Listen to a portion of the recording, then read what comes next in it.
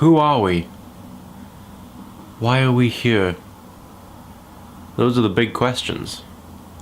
But an even bigger question is, why is there a fucking bungee cord around my drain pipe? Now I know I've worn this t-shirt in my last like 3 videos, but let's be fair, my last video was like 2 months ago, so... But that is not the big news, of course. The big news is that there's an election looming.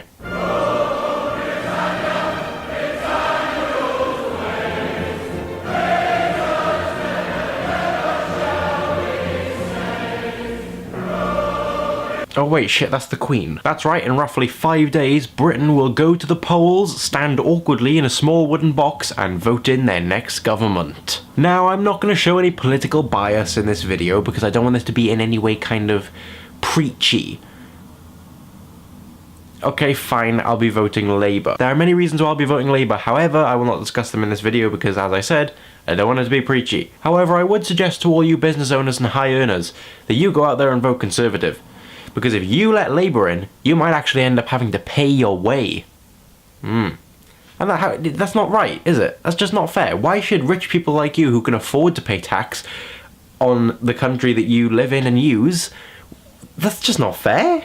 Let the poor people do it, right? And the satire begins. Seriously though, no matter what party you're voting for, I definitely congratulate you on voting. Go out there and vote. It's a good thing that you're, you know, getting politically active, using your voice. That's what democracy's for, right? Because you see, in my eyes, and the eyes of many other people in the world, if you don't vote, you ain't got the right to complain when the government runs the country in the way you don't want it run. And you know why you ain't got fucking right to complain? Because you did absolutely nothing to stop it.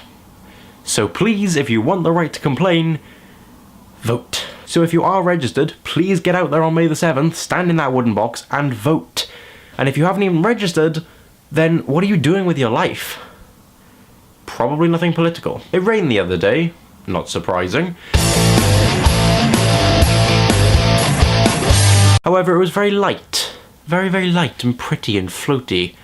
In the middle of a really bright sunny day. It got me thinking about in a few months' time when hopefully I'm in Cardiff, in uni.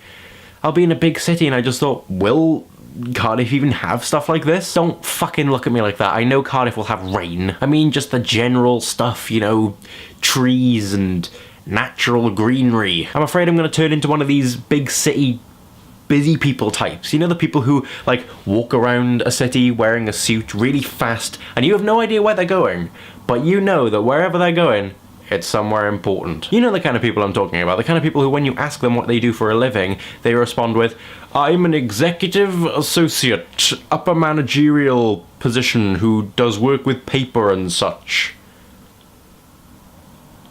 Files.